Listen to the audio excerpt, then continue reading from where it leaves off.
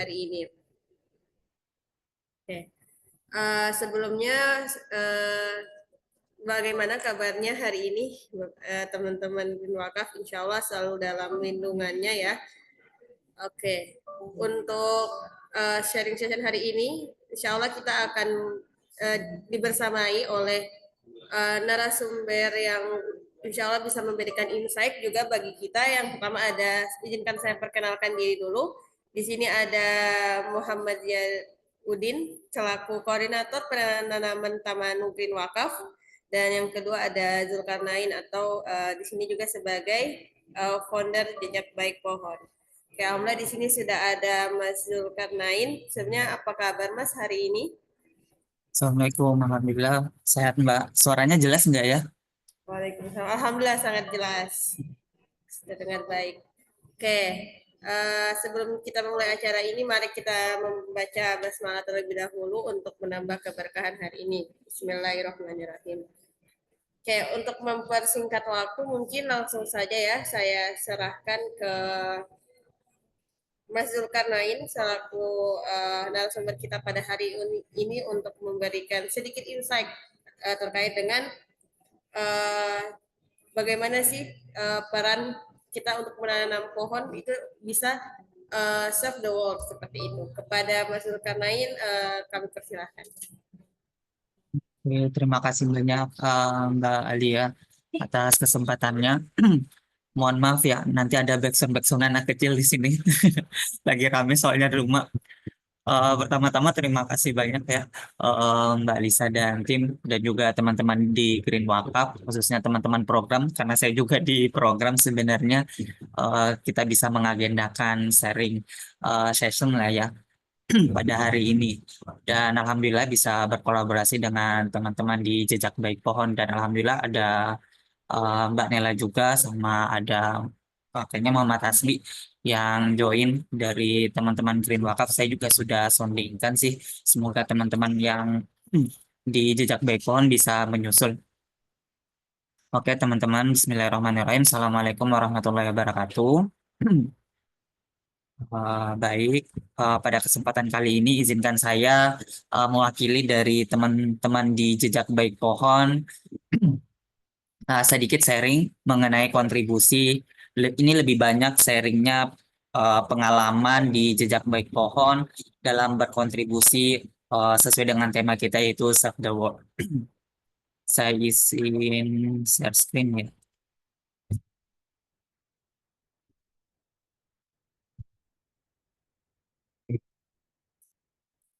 Semoga terlihat ya.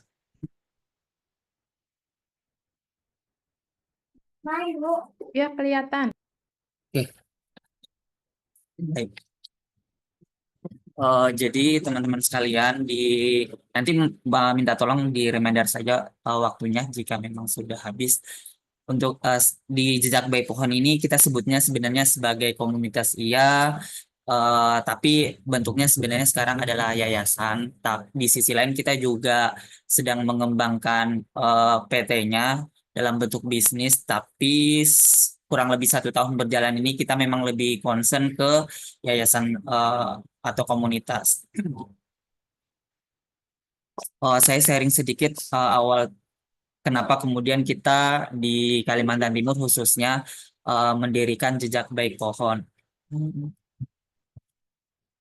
Nah, sebenarnya kalau di Kalimantan Timur itu memang lagi hypes-nya uh, perihal lingkungan ya. Sebenarnya nggak cuma di Kalimantan sih, dalam skala global gitu. Cuma akhir-akhir ini mungkin karena juga dari PJ Gubernurnya itu lagi rutin-rutinnya gitu. Setahun belakangan uh, penanaman pohon. Nah, itu juga salah satu concern kita, mendorong kita di Jejak Baik Pohon akhirnya oh ya kita coba bentuk komunitas ini. Nah, tapi jauh dari alasan itu, kita juga mengamati beberapa fenomena yang terjadi di Kalimantan Timur dalam setahun terakhir. Nah, di Kalimantan Timur itu ada kurang lebih 635 hektar luas kebakaran hutan, dan ini 50% meningkat dari tahun-tahun sebelumnya. Jadi peningkatan eh, cuaca yang semakin hari semakin panas, Kemudian kebakaran hutan juga semakin intens terjadi, bahkan masih sering terjadi di tahun 2024 ini. Nah, selanjutnya kita juga dapat ya data dari Bappedas di Kalimantan Timur bahwa luas lahan kritis yang ada di Kalimantan itu kurang lebih 274 hektar. Ini yang valid sahnya dari Bappedas. Nah, tapi ada juga komunitas kayak pertambangan, maksudnya komunitas masyarakat yang melawan pertambangan itu mereka ngerilis data kurang lebih 1,3 juta hektar gitu lahan bekas tambang yang tidak termaksimalkan dilakukan penghijauan kembali gitu. Nah, hal-hal ini kemudian yang menjadi problem statement awal dari jejak baik pohon sehingga hadirlah JBP itu. Nah, terus karena kita juga sadar ya di JBP itu harus ada perputarannya gitu ya.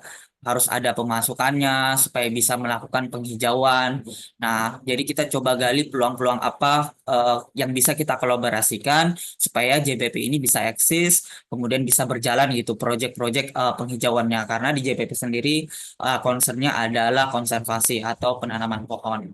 Nah, di SDM itu, khususnya di SDM, satu data di pintu Kalimantan Timur itu mereka ngerilis bahwa kurang lebih ada 1.434 izin IUP gitu, izin usaha pertambangan yang ada di Kalimantan Timur. Nah, di mana perusahaan-perusahaan ini memiliki tanggung jawab gitu untuk melakukan penghijauan, konservasi atas pembukaan lahan yang mereka lakukan, baik itu di lahan yang sama, biasanya sih skemanya di lahan yang sama yang mereka melakukan aktivitas pertambangan dan juga di plus satu gitu, plus di luar dari kawasan pertambangan itu dan diwajibkan itu di lahan-lahan milik negara yang kritis itu. Nah, biasanya mereka ngambil data di Bappedas, rekomendasi lahan dari Bappedas atau Dinas Kehutanan Kalimantan Timur itu sendiri. Nah, di sisi lain dari usaha pertambangan ini dari peraturan SDM itu sendiri mereka punya kewajiban gitu melakukan penerapan good mining practice dalam mendukung ESG perusahaan.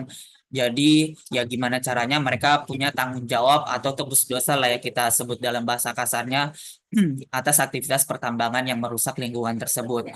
Dan salah satu luaran pembuktian tersebut berdasarkan peraturan OJK itu mereka harus menerbitkan ESG based on sustainability reporting yang harus diterbitkan setiap tahunnya. Nah, peluang-peluang ini yang kemudian kita coba sorot dan kita coba offering gitu bahwa kita bisa menjadi mitra strategis dalam melakukan proyek penghijauan atau konservasi lahan tersebut tanpa harus tetap melibatkan perusahaan tapi sepenuhnya fundingnya akan didanai oleh perusahaan dan yang menjadi eksekutornya atau event organizer-nya itu adalah jejak baik pohon. Nah, selain itu ada peluang juga yang menarik di Kalimantan Timur yang juga mendukung eksisnya dari JBP itu sendiri, yaitu Kalimantan Timur itu jadi satu-satunya provinsi di Indonesia bahkan di Asia Tenggara yang mendapatkan dana karbon dari World Bank dalam program FCPF gitu.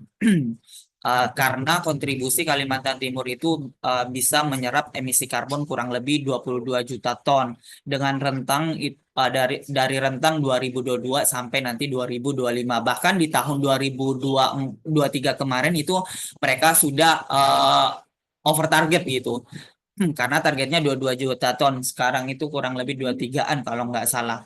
Nah, maka pencairan dana karbonnya itu kurang lebih 110 juta USD atau 1,6 triliun. Nah, dana-dana karbon ini akan direalisasikan oleh pemerintah daerah ke stakeholder atau kontributor-kontributor yang melakukan konservasi lahan, menekan laju deforestasi, atau melakukan penghijauan secara masif. Nah, salah satu mitra yang melakukan konservasi yang cepat itu adalah kelompok tani hutan. Jadi kelompok tani hutan itu adalah masyarakat yang membentuk kelompok supaya mereka bisa melakukan aktivitas usaha atau penghasilan mereka dari situ, dari lahan tersebut, di mana lahan tersebut adalah lahan milik negara atau lahan milik pemerintah daerah. Mereka mengajukan izin dengan catatan mereka harus membentuk kelompok tani yang kita sebutkan sebagai kelompok tani hutan atau KTH. Nah, biasanya mereka itu kontrak dengan pemerintah daerah atau dinas kehutanan itu 35 tahun. Lahan itu harus dihijaukan, sekaligus penghijauan tersebut penghijauan tersebut juga bernilai ekonomis gitu buat mereka masyarakat di sekitar hutan tersebut. Nah, sayangnya SK Gubernur yang keluar itu hanya 12 gitu. 12 kelompok tani hutan yang mendapatkan dana karbon yang terbagi gitu. Padahal ada 258 kelompok tani hutan yang ada di Kalimantan Timur. Nah, maka dari itu kita coba mengajak stakeholder yang paling utama yang kita sebut sebagai mitra hutan itu adalah kelompok tani hutan. Nah, maka dari itu kita menghadirkan jejak baik pohon ini tidak hanya based on komunitas tapi eh, mencoba untuk profesional dengan menghadirkan platform crowdfunding dan juga CSR Marketplace yang menghubungkan kelompok tani hutan sebagai penyedia proyek penghijauan dan juga perusahaan kita sebutnya kalau perusahaan itu mitra pohon gitu. Mitra pohon sebagai donatur tidak hanya perusahaan sih, baik juga dari individu masyarakat. Hanya saja kalau masyarakat itu kan tingkat peduli sih insya Allah tinggi ya mengenai lingkungan saat ini. Apalagi bisa dirasakan ya fenomena-fenomena kerusakan lingkungan yang terjadi. Jadi kepedulian masyarakat sebenarnya tinggi. Tapi untuk take an action gitu sampai berdonasi itu kayaknya masih minim. Beda mungkin kalau campaign-campaign yang based on agama atau based on sosial itu masyarakat kayaknya tingkat empatinya itu tinggi sekali gitu. Tapi kalau untuk di lingkungan masih belum. Maka dari itu perusahaan yang paling menjadi sasaran utama kita sebagai mitra hutan yang memberikan dana-dana CSR sehingga kita bisa merealisasikan program-program penghijauan. Kurang lebih seperti itu gambarannya. Ini kurang lebih nilainya di jejak baik pohon. Dan jejak baik pohon itu based on website ya teman-teman, sekaligus juga di aksinya di lapangan, tapi lebih banyak transparansinya atau reportingnya itu lebih banyak di website. Ini sekilas ya. Nah, ini beberapa dari tim di JBP. Mungkin juga ada beberapa teman yang join. Alhamdulillahnya sebenarnya di JBP itu kurang lebih ada 40 orang yang terlibat dengan skema voluntary. Sama mungkin juga di Green Wakaf karena saya juga banyak belajar ya dari Mbak Lisa sebenarnya entah itu di Green Wakaf ataupun di Ghazali Project. Nah, karena skemanya lebih banyak voluntary. Nah, di Jejak Baik Pohon pun juga skemanya kebanyakan adalah voluntary. Di mana ada beberapa yang memang tim utama di bagian IT, di website, yang ada Mas Hengki, saat ini juga ada Mas Hengki yang join.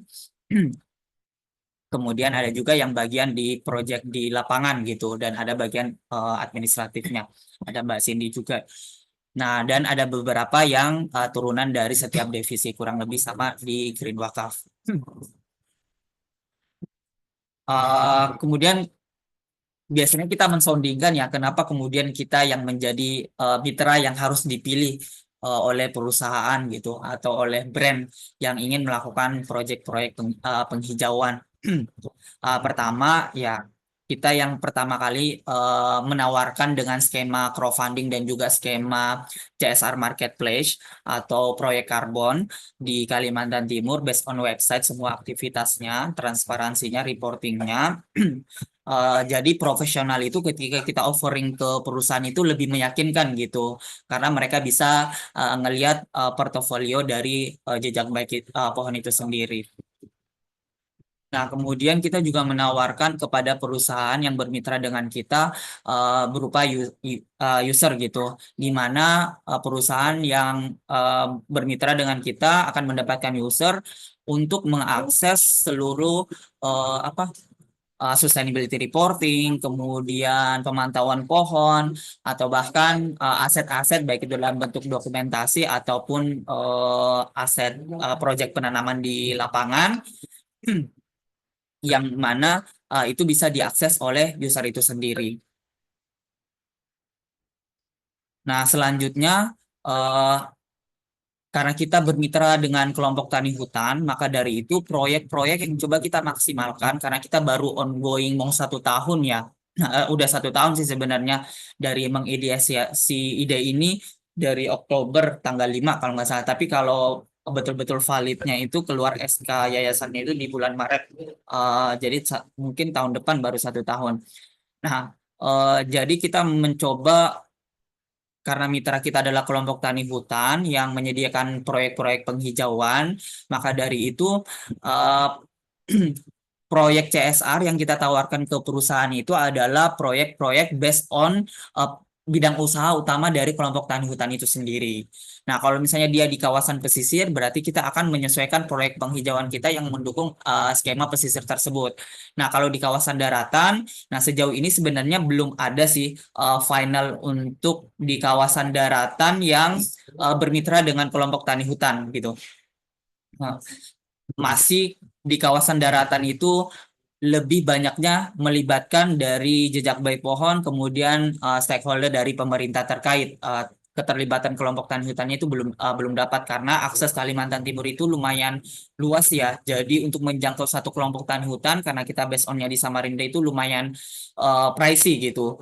Jadi proyek-proyek kawasan daratan itu adalah di mana lahan-lahan yang kita cari yang bisa kita jangkau. Nah, tapi saya memang sangat-sangat berinisiatif gitu. Dan juga saya sudah soundingkan ke teman-teman di Jejak Baik Pohon. Harapannya sih karena saya juga beranjak dari Green Wakaf ya. Harapannya itu ya pengen proyek kawasan itu yang kita tawarkan itu adalah penanaman pohon tamanu gitu. Dan alhamdulillahnya sebenarnya di website kita juga sudah ada kolaborasi sebenarnya dengan Green Wakaf untuk penanaman pohon tamanu. Tapi skemanya masih skema nursery gitu, belum ada skema kelompok tani hutannya yang terlibat. Nah, harapannya sebenarnya dengan skema ketika melibatkan kelompok tani hutan, metode yang kita terapkan adalah metode tumpang sari, di mana pohon-pohon yang mereka tanam, misalnya durian yang menjadi atau madu kelulut yang menjadi nilai ekonomis dari penghasilan masyarakat kelompok tani hutan itu bisa diselang-selingkan sama pohon tamanu yang menjadi campaign utama Green Wakaf dan juga bisa menjadi campaign utama dari Jejak Baik Pohon itu sendiri. Apalagi bersama di Green Wakaf kan sudah lumayan banyak referensi riset bahwa pohon taman ini bisa mensupport gitu beberapa bidang-bidang usaha yang digeluti oleh kelompok tani hutan. Hanya saja beberapa kali saya koordinasi dengan Mas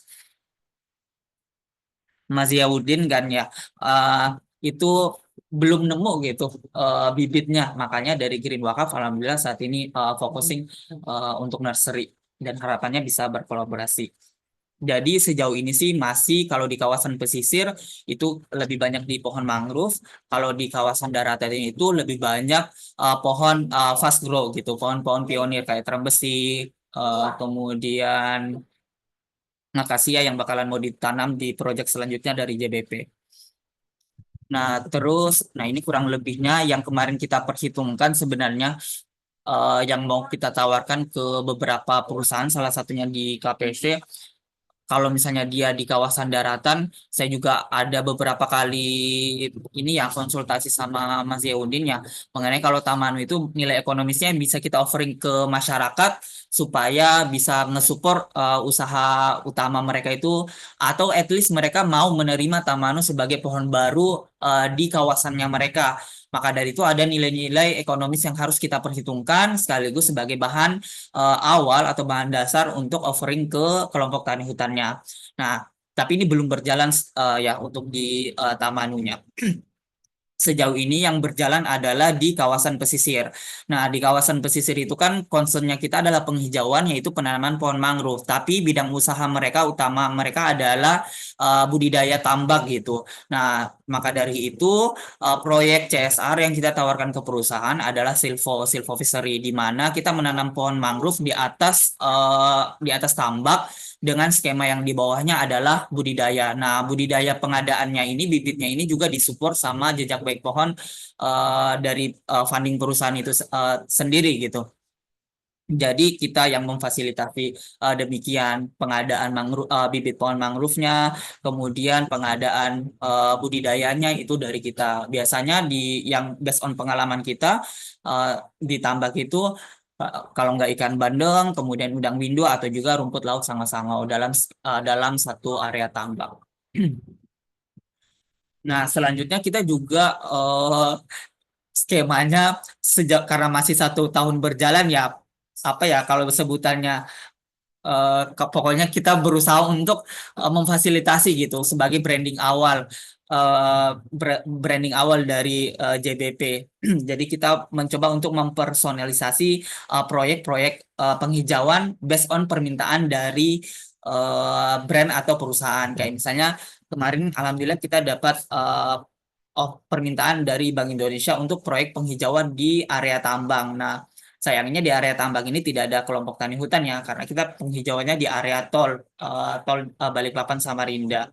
Jadi kita coba memfasilitasi hal demikian, tetapi tetap melibatkan kelompok tani, hanya saja melibatkan kelompok taninya ini dalam hal penggalian. Jadi skema upah pada akhirnya penggalian, pengkomposan, bahkan penyicilan penanaman karena lumayan banyak pohon yang ditanam.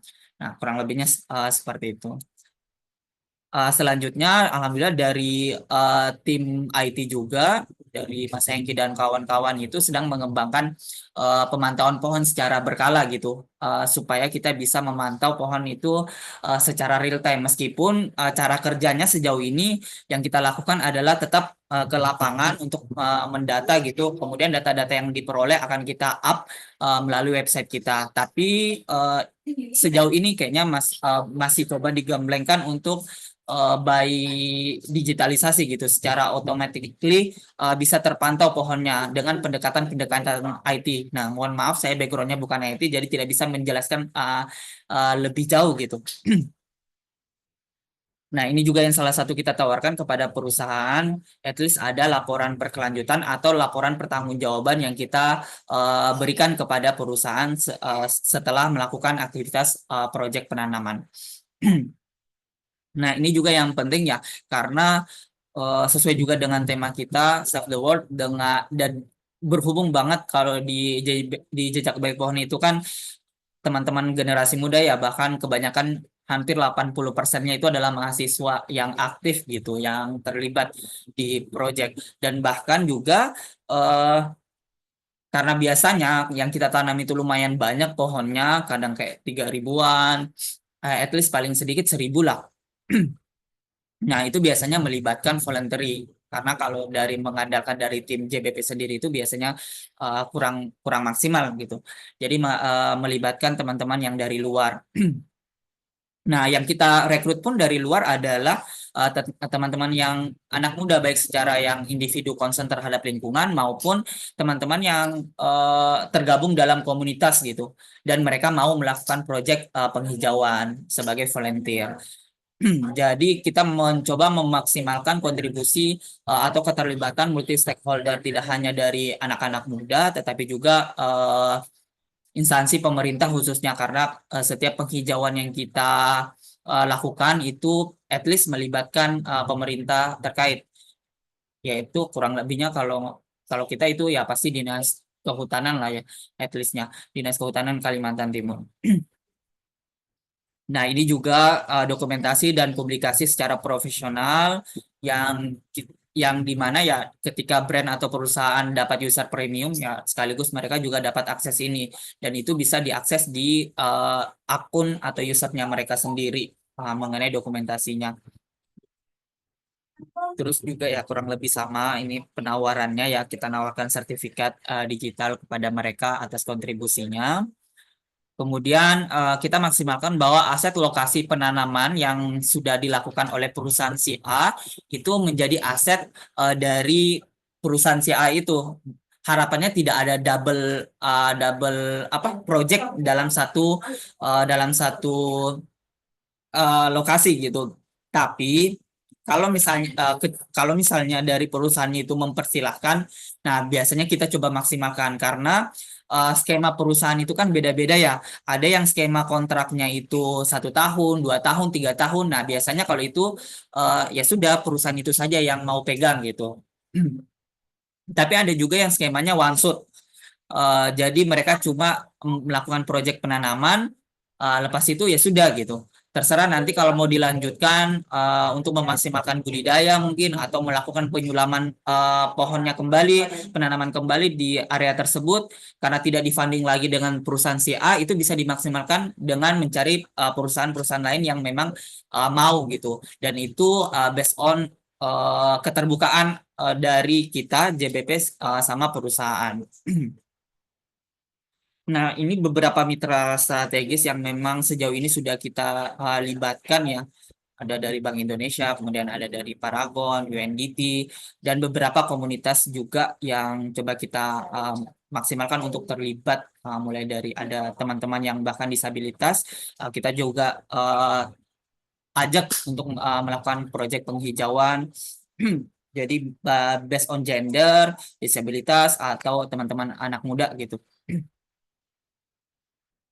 Nah, ini beberapa proyek penghijauan di kawasan pesisir dengan skema silvophosery. Ini bersama BI kemarin, kemudian ini bersama Paragon, dan ada juga beberapa proyek penghijauan yang kita kolaborasikan. Tapi kalau kawasan daratan ini ya yang tadi saya sebutkan di awal belum ada mitra strategisnya untuk di kelompok tani hutan. Jadi masih uh, kita yang cari-cari lahannya yang mudah diakses oleh JBP yang tidak begitu makan banyak anggaran gitu. Nah, mungkin kurang lebihnya seperti itu untuk kontribusinya dari jejak baik pohon sejauh ini dalam mendukung ya sesuai dengan tema kita Save the World. Mungkin itu ya teman-teman sekalian yang bisa saya sampaikan. Terima kasih banyak atas perhatiannya. Saya kembalikan ke Mbak Alia ya. Terima kasih. Assalamualaikum. Terima kasih untuk Mas Zulkarnain yang sudah sedikit berbagi ya terkait dengan komunitas jejak pohon. Kurang lebih banyak hal yang bisa kita ambil tadi, baik ternyata jejak pohon ini adalah lembaga platform crowdfunding ya sebenarnya, dan alhamdulillah sekarang sudah bermitra juga dengan Bank Indonesia. Kemudian tadi juga mostly alhamdulillah keterlibatan mahasiswa sebagai pemuda juga terlibat ya di sini. Jadi insya Allah bisa menjadi peluang juga bagi mungkin di sini Bapak Ibu dan teman-teman sekalian untuk bisa bekerja sama dengan jejak pohon di kedepannya ya. Kemudian sebelum kita ke sesi Q&A hari ini, kita ke Mas Ziaudin dulu. Assalamualaikum Mas Ziaudin, apa kabarnya hari ini? Waalaikumsalam warahmatullahi wabarakatuh. Alhamdulillah baik, Mbak. Alhamdulillah. Oke, sedikit perkenalan kembali Bapak Ibu sekalian.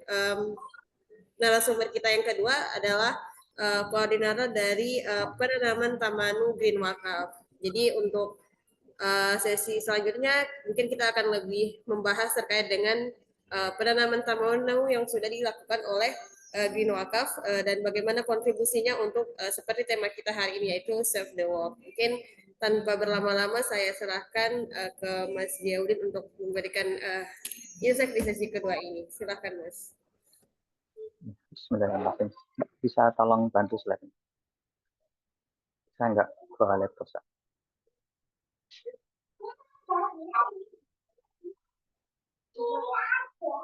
Sorry ya Mas, saya cek dulu. Iya.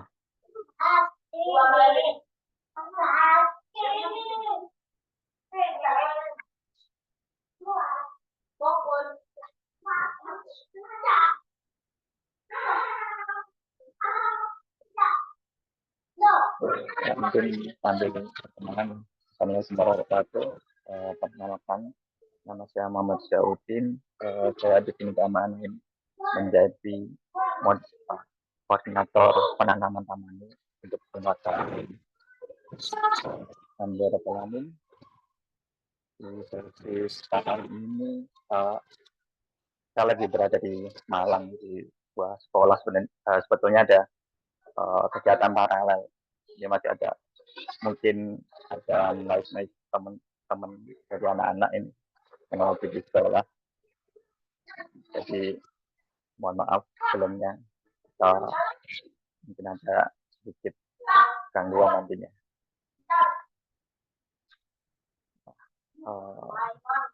Kebetulan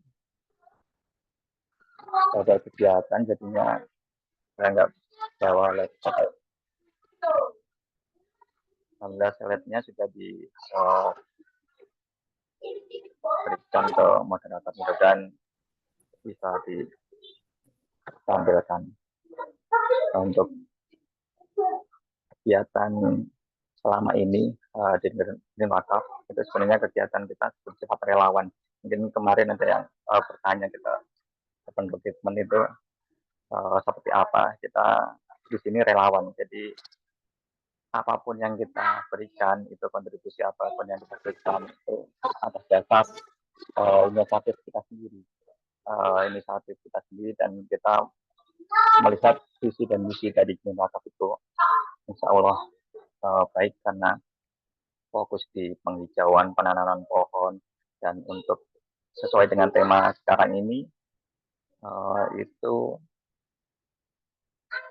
untuk menyelamatkan bumi.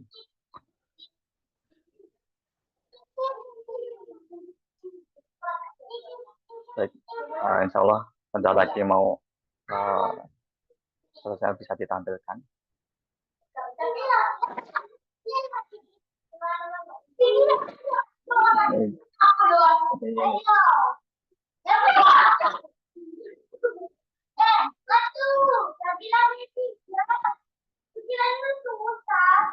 Saya Mbak ya, dalam bentuk PowerPoint bisa Mbak? Iya bisa Mas, terlihat. Mohon maaf saya belum bisa share screen. Jadi monggo Masnya bisa. Oh ya.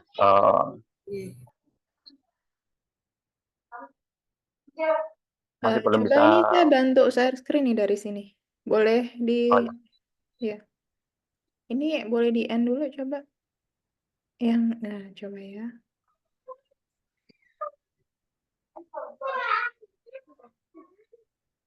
Sudah kelihatan ya ini?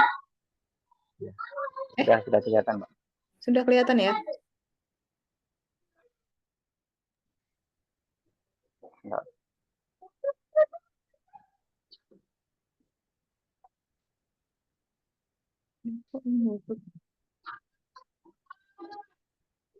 Nah, alhamdulillah sudah kelihatan. Mohon maaf.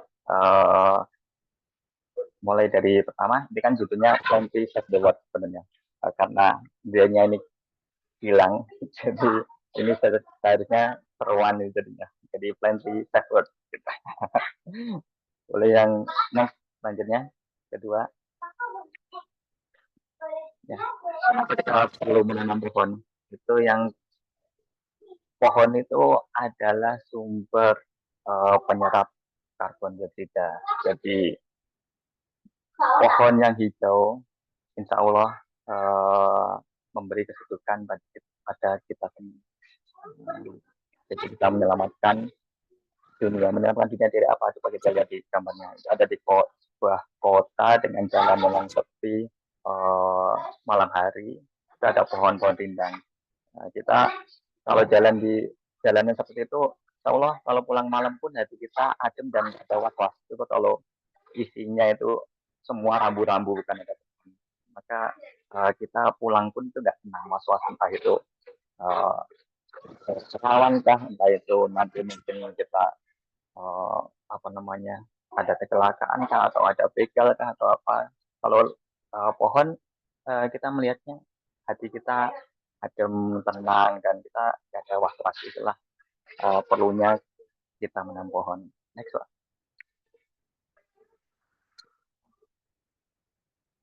Boleh lanjut, Pak.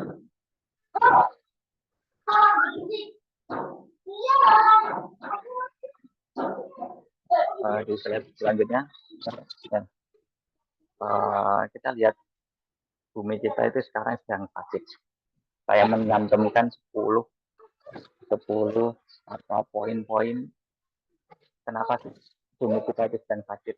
Ini memang saya tampilkan dengan warna merah agar kita teringat terus. Itu merah berarti ini dalam bahaya. Yang pertama itu kenaikan suhu global. Kita melihat di gambar di bawah itu secara global dalam waktu dari mulai Agustus sampai Oktober 2024 itu ada sini saya dapatkan dari situs global warming.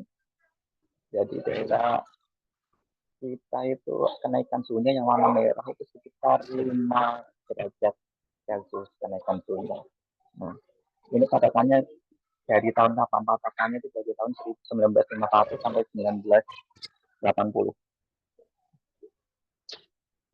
Dari mulai 20 tahun itu kenaikan suhu kita yang paling parah itu 5,7 derajat Celcius. Kalau coba saya bayangkan suhu normalnya kita saat ini kan adalah 25 sampai 27. Kalau kenaikan 5 aja sudah 33.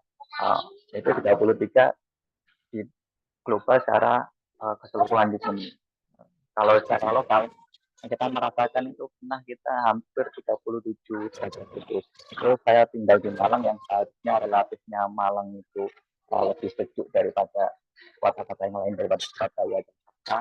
Terus saya merasakan suhu di 35 aja udah Masya Allah kita udah seperti hidup di dalam apa ya, dalam oven mungkin itu. Nah, itu efeknya jika kenaikan suhu global itu secara masif, secara walaupun tidak secara masif, secara berkala. Yang kedua itu perubahan pola cuaca ekstrim. Jadi kita sekarang itu nggak bisa memprediksi. Dulu waktu kita mungkin kecilnya kita kan mungkin beda sama teman-teman atau bapak-bapak ibu. Kita merasakan cuaca kita kalau musim Desember itu, ya kita tahu lah Desember musim hujan, tapi nggak ada banjir kalau seperti itu. Kalau sekarang Desember itu cuacanya tiba-tiba hujan lebat banget. Berapa kali pohon tumbang, banjir terjadi di mana-mana, tanah longsor juga di mana-mana. Jadi kalau kita bergerak di daerah kebencanaan, di daerah rawan, kita di bulan-bulan Desember sampai bulan Maret itu kita persiapan untuk menjadi relawan kebencanaan. Seperti itu, sampai seperti itu. Bulan-bulan sebelumnya kita mungkin BNPB itu menyelamatkan orang, mungkin misalnya pindahan rumah terus atau kegiatan sosial lainnya. Tapi kalau di daerah Desember, di bulan Desember sampai Maret, mereka udah siap-siap menambah rekrutmen relawannya untuk daerah-daerah yang rawan bencana seperti tanah longsor, terus hujan, banjir, badai. Terus yang nomor 3 itu kenaikan permukaan laut.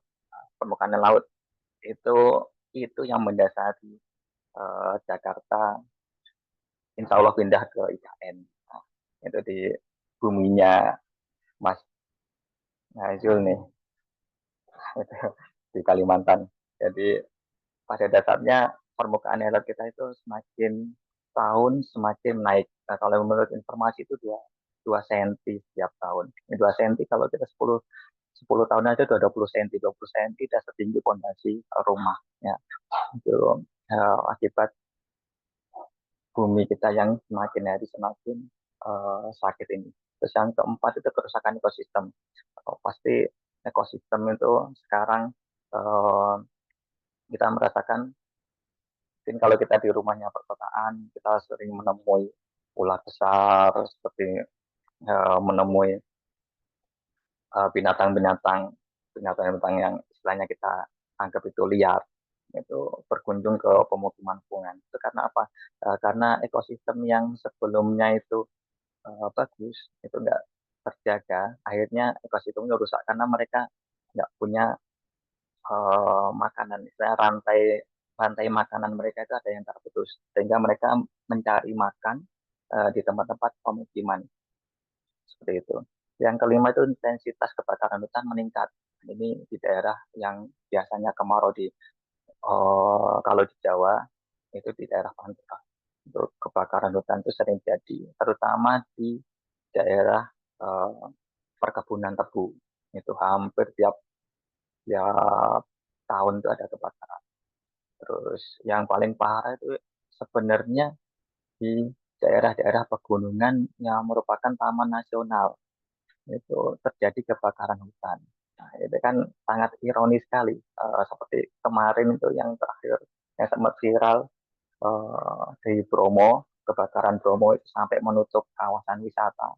Dan akibatnya perekonomian wilayah sekitar Bromo itu belum berhenti karena memang kebakaran, Masya Allah, hutan savana, rumput-rumput savana itu habis terbakar. Dan 6 itu pola migrasi hewan berubah. Nah ini pola migrasi hewan berubah. Nah, kita sering menemui uh, harimau, gajah, terus burung-burung itu migrasinya sekarang ke perkotaan karena mereka nyari ke hutan sudah susah dijangkau. Mereka harus melalui pemukiman dari hutan satu ke hutan lain, dari pegunungan satu ke pegunungan lain itu harus melewati pemukiman. Itu karena apa ya? Karena tadi mungkin di lokasi mereka ada kebakaran, mungkin uh, ekosistemnya sudah rusak, akhirnya mereka mengalami migrasi yang terpaksa. Yang ketujuh, resiko kekeringan meningkat. Nah, ini resiko kekeringan meningkat itu berpengaruh ke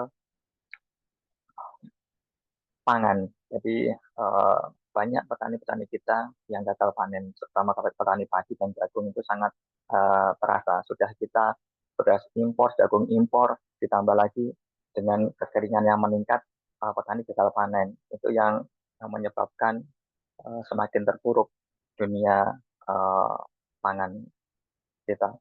Terus 8 itu perubahan pola hujan. Nah, itu uh, kita bisa mengakses lah, mengakses bulan-bulan apa itu pasti hujan, bulan-bulan apa itu kemarau. Kalau sekarang tidak. Kadang kita tahun yang kemarin aja musim kemarau itu lebih dari 8 bulan. Itu yang saya alami. Uh, saya alami sendiri bagaimana susahnya di daerah Bogor, daerah Tangerang, daerah Pantura, Situbondo, Bondowoso, Jember, Banyuwangi, kalau daerah Jawa Timur itu kita susah mengakses air. Jadi bumi itu benar-benar kering. Dan, sampai dari pemerintah itu menyediakan air bersih melalui truk-truk tangki. Yang kesembilan itu intensitas cuaca ekstrim itu meningkat. Jadi cuaca yang harusnya suhunya itu maksimal 30 derajat itu meningkat, kalau di Indonesia itu meningkat sampai 30 sampai 40 derajat. Nah, kalau di mungkin yang musim dingin itu yang harusnya normalnya min 5 derajat itu bisa sampai minus 10 lebih derajat. Itu kan cuacanya benar-benar ekstrim yang di luar uh, kebiasaan. Yang 10 itu gelombang panas yang ekstrim. Gelombang panas yang ekstrim itu pasti berpengaruh kepada musim tanam dan musim panen kita. Jadi pola-pola seperti itu tuh sekarang sudah tidak berpola lagi. Nah, itu akibat bumi kita yang semakin lama semakin sakit. Next, ya. Itu seperti apa sih yang harusnya kita lakukan?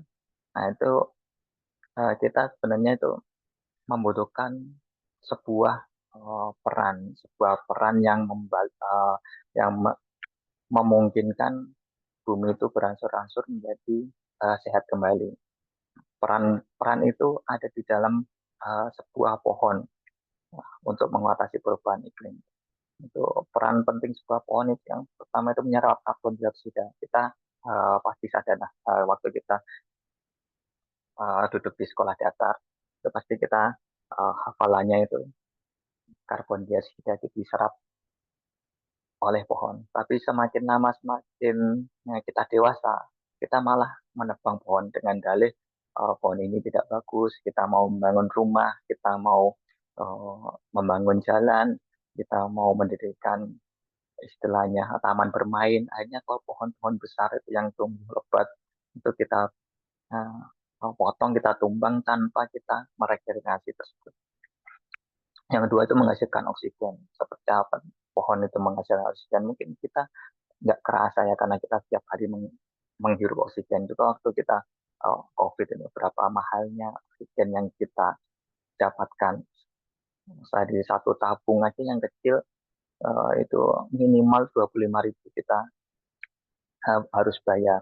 Itu pun nggak cukup satu hari. Kalau yang besar itu berapa ratus ribu, itu ada yang waktu itu 750.000. Satu tabung besar itu hanya cukup untuk satu hari. Bayangkan itu satu hari 750.000. Dalam waktu sebulan itu sudah habis berapa gara-gara kita susah untuk menghirup oksigen. Yang selanjutnya itu pohon itu berperan mencegah erosi tanah. Ini kita membayangkan itu daerah-daerah yang lereng-lereng gunung itu pasti erosi tanah itu terjadi itu ada pohon. Semua bangunan pada musim hujan yang intensitasnya tinggi itu pasti longsor itu sering terjadi di daerah-daerah yang tidak tertanam pohon. Ya. Yang terakhir itu peran pohon itu menjaga ketersediaan air. Kita semua tahu bahwa yang orang-orang tua dulu itu menjaga pohon, kita menyebutkan pohon beringin lah, pohon beringin itu dijaga pasti di sekitarnya itu ada sumber mata air. Entah itu mereka jaga dengan memagari, entah itu mereka menjaga dengan istilahnya kearifan lokal mereka yang dengan membentengi dari pengurusakan itu mereka jaga karena mereka tahu pohon besar itu menghasilkan ketersediaan air yang lebih stabil. Next, Pak. Nah, manfaat menanam pohon untuk sedangkan kalau cuaca jam 11 sampai jam 2 siang, kita habis panas-panasan menempuh perjalanan mungkin dari suatu kota ke kota lain, di jam 12 kita berteduh di taman kota. Itu Masya Allah langkah nikmatnya itu oksigen melimpah di sana. Jadi kualitas udara itu di situ tuh meningkat, terutama menjaga keseimbangan ekosistem, walaupun itu ekosistemnya itu ekosistem dalam istilahnya lokal. Coba kalau kita bayangkan pohon itu ditanam di mana-mana secara global, itu pasti ekosistemnya lebih terjaga. Ini mencegah banjir dan dari longsor itu pasti kita akui bersama dan menambah keindahan lingkungan. Atau sekarang banyak pohon-pohon itu kita tanam untuk menambah keindahan lingkungan. Entah itu pohon yang menghasilkan bunga, entah itu pohon yang menghasilkan buah, atau sekedar pohon-pohon taman yang tidak rindang. Itu pasti kita lihat itu di ruangan kita itu semakin hijau. Next, Mbak. Ya. Nah, kita bikinin wakaf tuh. Ada ajakan, yuk menanam pohon. Itu pohon apa sih yang kita tanam? Itu di slide selanjutnya kita istilahnya tanam pohon tamanu. Pohon tamanu ini salah satu pohon energi. Keunggulannya itu saya menyebutkan ada 3, itu dapat tumbuh di lahan kritis. Itu solusi bagi kita bersama. Karena apa? Kita nggak mungkin tanam tanaman yang sudah istilahnya relokasi dari bangunan. Sekarang kita kan banyak tanah kosong di sekitar kita, terutama yang tinggal di perkotaan, di pemukiman. Itu tanahnya itu banyak, tanahnya itu luas, tapi setelah kita tanamin, mungkin tanaman buah, tanam durian, tanam alpukat, apakah itu bisa tumbuh? Belum tentu kalau kita nggak merawat secara ekstra dan memberi media tanam yang cukup baik.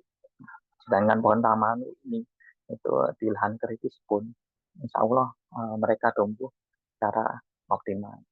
Dan yang kedua itu bahan baku industri kosmetik dan kesehatan. Nah, ini yang menarik. Ini karena eh, pohon taman itu bisa hidup di lahan kritis, otomatis kan perawatannya minim. Karena perawatan minim tuh apa yang kita hasilkan apakah cukup rindang saja, itu bagi taman ini ada benefit lain, yaitu buahnya ini setelah kita proses itu bisa menghasilkan bahan baku untuk kosmetik dan kesehatan, namanya virgin tamanu oil. Nah, yang ketiga itu bahan baku biodiesel. Nah, ini kalau kita melakukan penanaman pohon tamanu di pemukiman, di daerah perkotaan, di daerah padat penduduk, kita inginkan itu bahan baku untuk menghasilkan kosmetik dan kesehatan.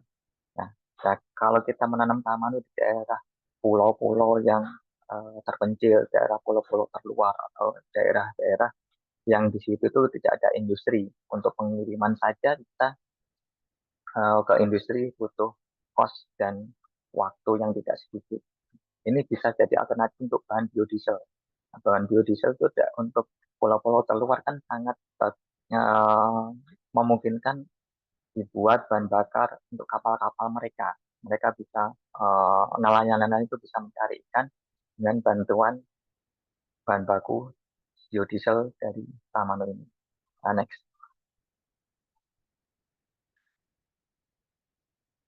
Nah, kita di Geneva Wakaf itu mengajak teman-teman semua untuk bersama menghijaukan bumi. Itu mungkin bagi teman-teman semua yang belum uh, kita istilahnya belum kita layani, itu kita mulai dari hal yang terkecil dulu. Kita bisa nanam pohon, apapun pohon yang ingin kita tanam di depan rumah atau di pot atau di istilahnya di tempat kerja kita, itu sangat memungkinkan. Dan yang kedua itu kalau kita istilahnya ingin terlibat secara lebih lebih istilahnya lebih besar lagi, kita bergabung dengan komunitas, entah itu komunitas tanam mangrove, entah itu komunitas hijauan, ya, penghijauan, entah itu komunitas apapun yang sifatnya itu menanam pohon untuk menghijaukan bumi, boleh kita bergabung di sana. Yang kalau kita sudah menanam dari hal yang kecil, terus kita ikut komunitas, nah, itu harusnya kita bisa mengajak teman atau keluarga kita untuk bersama-sama menanam pohon. Ini Geni Wakaf sendiri secara resmi itu kita sudah menanam pohon di lahan wakaf di Masjid Para Madinah, di lahannya salah satu pondok juga Taskia yang di Bogor, terus di Sinergi Foundation kita menyediakan bibit di sana untuk kita kerjasamakan di penanaman untuk sama-sama kita hijaukan. Next, apa yang akan kami lakukan selanjutnya setelah kita menanam dalam skala yang mungkin belum puluhan hektar lah di 3 tempat tersebut. Kita yang pertama, insya Allah kita dalam waktu dekat tahun ini kita sudah ancang-ancang ini membuat nursery bibit tanaman tamanu sendiri. Itu insya Allah kita akan membuat pembibitan di daerah Bandung dan Bangka. Nah, sementara seperti itu, karena dari segi akses dan tim kita, walaupun itu kita kerjasama dengan pihak luar, yang sudah siap itu di Bandung dan Bangka. Terus yang kedua itu bekerjasama dengan petani existing di Jawa Tengah. Kita melalui salah satu guru besar di pemerintahan, kita dapat akses petani-petani di Jawa Tengah yang memang mereka mengembangkan tanaman ini. Dan di Nusa Tenggara, untuk apa kita bekerjasama dengan petani existing? Mereka punya pohon yang sudah relatif besar, yang sudah menghasilkan buah, dan itu kita gunakan sebagai biji, sebagai bibit tanaman untuk yang selanjutnya kita bibitkan di nursery kita. Terus yang keempat itu kita mulai menanam secara masif bersama lembaga pemerintah. Ya, kita sudah ada pembicaraan dengan BRIN, Badan Riset Inovasi Nasional, dan KLHK untuk yang nantinya kita menanam di skala yang lebih luas. Insya Allah skala yang lebih luas itu bagi kita masih di atas 10 hektar. Tapi kalau bagi teman-teman pekebun atau pertanian itu 10 hektar, lebih 10 hektar masih ratusan hektar tuh mereka bilang masih kecil lah kalau dibandingkan dengan tanaman sawit yang ribuan hektar seperti itu. Ya, ya, kita inginkan juga itu membuka peluang kerjasama dengan industri-industri. Nah, salah satunya itu kita insya Allah inginkan bekerjasama dengan BUMN. Untuk saat ini kita lagi menjajaki dengan PT Chan. PT Chan ini salah satu eksportir tanaman rempah dari Indonesia ke daerah Eropa, ke negara-negara Eropa. Kita menginginkan juga adanya CSA dari teman-teman dari perusahaan swasta ataupun dari kantor-kantornya.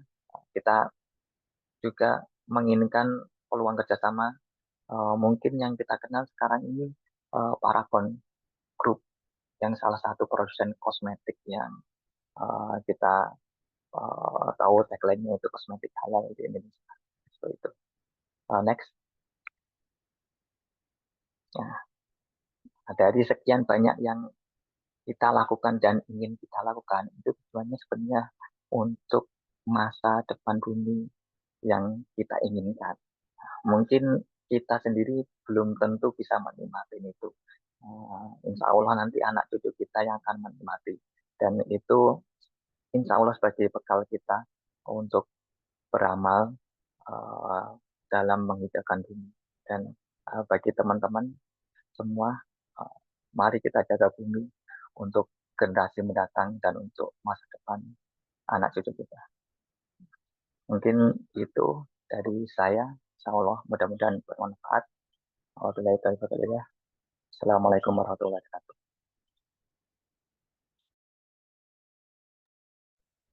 Saya kembalikan ke moderator. Oke, baik. Jazakumullah khairan katsiran Mas Ziauddin untuk sharing terkait dengan tadi juga sudah dibahas ya teman-teman terkait dengan terkait dengan nursery bibit yang tadi ternyata sudah dilakukan penanaman temanunya di Bandung dan Bangka. Dan mungkin untuk mempersingkat waktu saya buka sesi tanya jawab. Mungkin untuk sesi tanya jawab kali ini mungkin ada yang ingin memulai mengawali, bisa raise hand atau langsung on mic.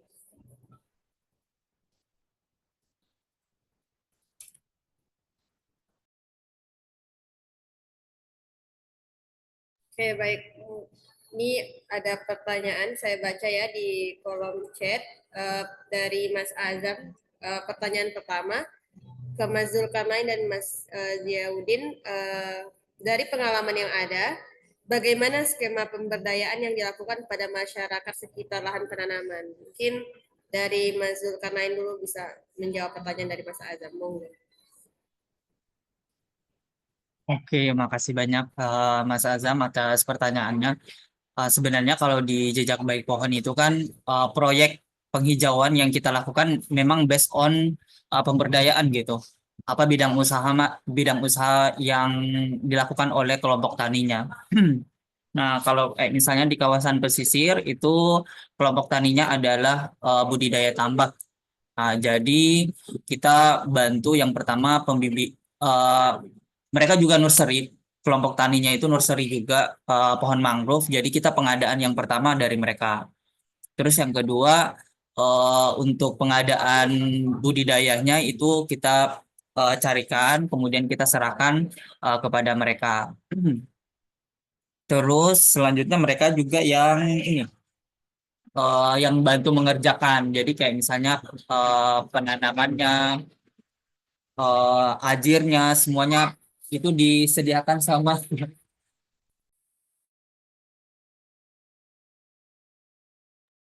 mohon maaf itu disediakan sama difasilitasi sama kelompok tani hutannya, tapi kita upah per upah gitu, jam-jaman gitu. atau based on berapa kuantitas pohon yang ditanam. Nah, itu kalau dalam segi edukasi, ya biasanya mereka memang udah lebih paham gitu bagaimana budidayanya, kemudian bagaimana perawatannya. Jadi kita sejauh ini kalau lebih banyak membantu dari segi pengadaan dan juga jam kerja sih untuk pemberdayaannya. Dan keberlanjutannya mereka itu kayak misalnya ketika udah panen, kayak karena ada rentang waktunya ya. Kayak misalnya ikan bandeng itu 6 bulan panen, kemudian rumput laut sango-sango itu 4 bulan panen, kemudian udang windu itu kalau nggak salah 5 bulan, 3 sampai 5 bulan itu udah panen. Nah, itu sepenuhnya akan menjadi haknya mereka. Dengan perhitungan kita, dengan ketua kelompok taninya itu kurang lebih 300-an gitu, 300 jutaan. Tapi itu dalam skema kurang lebih penanaman dan budidayanya itu 8 bulan. Nah, itu sih sejauh ini yang kita bantukan. Baik, terima kasih atas jawabannya Mas Zulkarnain. Mungkin Mas Diyaudin bisa menyambung untuk pertanyaan dari Mas Azam. Baik, terima kasih ke Mas Azam. Nah, untuk kemitraan yang kita lakukan, untuk sementara kita kerjasama dengan lembaga yang punya tanah wakaf.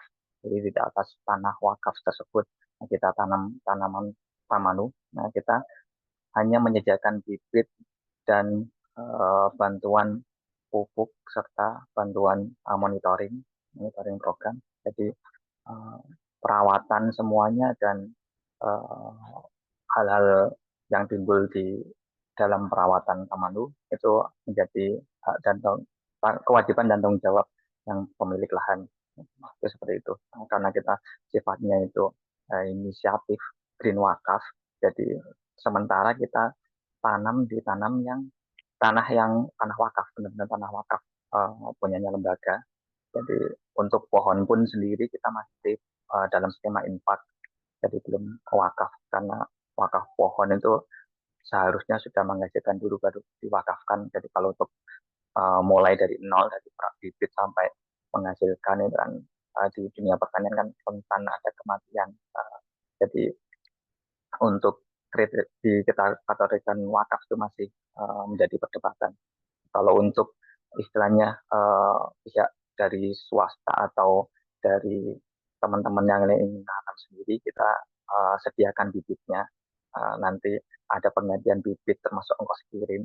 Jadi kita insya Allah nggak mengambil untung dari penjualan bibit karena kita sifatnya ini sosial. Jadi kita serahkan bibitnya itu uh, beserta penggantian ongkirnya ke teman-teman yang menginginkan. Salah satunya itu teman kita mungkin ada yang di Jakarta, di Aceh yang insya Allah baru kemarin dikirim bibitnya, dan ada juga yang di Malaysia. Kita satu kali itu mengirimkan bibit untuk ditanam di perkebunan sekitar sawit untuk menggantikan sawit tersebut. Ya, jadi kita sifatnya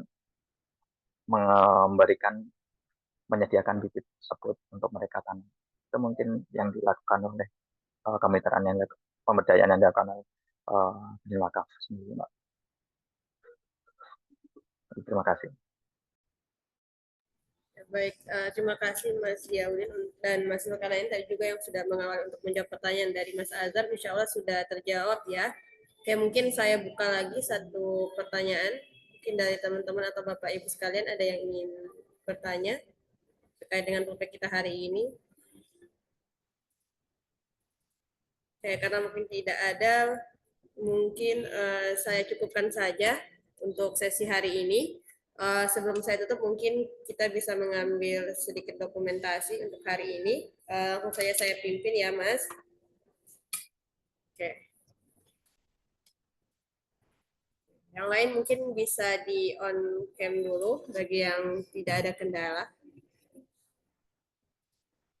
Oke, saya tunggu ya. Mungkin ya saya hitung. 1, 2, 3.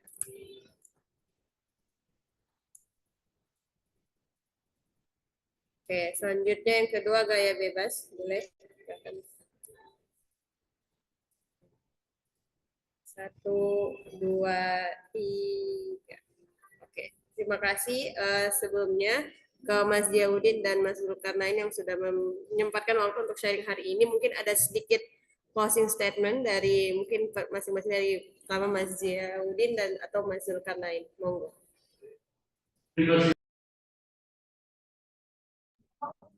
Kalau dari saya, mungkin harapannya nanti kita bisa, karena saya juga di Green Wakaf dan juga di JBP juga, eh, beberapa kemarin memang ada proyek penghijauan yang memang sudah kita up ya di website kita untuk untuk nursery ataupun juga penanaman pohon tamanu di wilayah Kalimantan Timur khususnya. Kemarin itu memang sentrisnya di IKN targetnya, tapi kita coba maksimalkan karena kita base-nya Samarinda dan lumayan jangkauannya jauh, jadi kita coba strategiskan di Kalimantan, at least masih di Kalimantan Timur gitu. Dan proyek ini harapannya bisa dijalankan bersama-sama khususnya JBP dengan Green Wakaf dan juga karena kita skemanya crowdfunding dan juga bisa lebih banyak mengajak masyarakat ya untuk berpartisipasi, at least berdonasi gitu supaya kita bisa merealisasikan proyek-proyek tersebut. Dan juga tidak hanya itu sih, harapannya juga kalau misalnya di JBP ke depannya main di kawasan daratan dan juga berpartner dengan kelompok tani hutan, pohon taman ini bisa menjadi salah satu opsional yang pasti kami coba offering gitu sebagai metode tumpang sarinya, sebagai pohon pendukungnya gitu nanti di lapangan. Hanya saja kemarin memang beberapa kali saya koordinasi sama Mas Ziauddin ya, eh, kita masih kendala di pengadaan bibit pohon. Kemarin juga saya sempat ke Jogja juga belum nemu.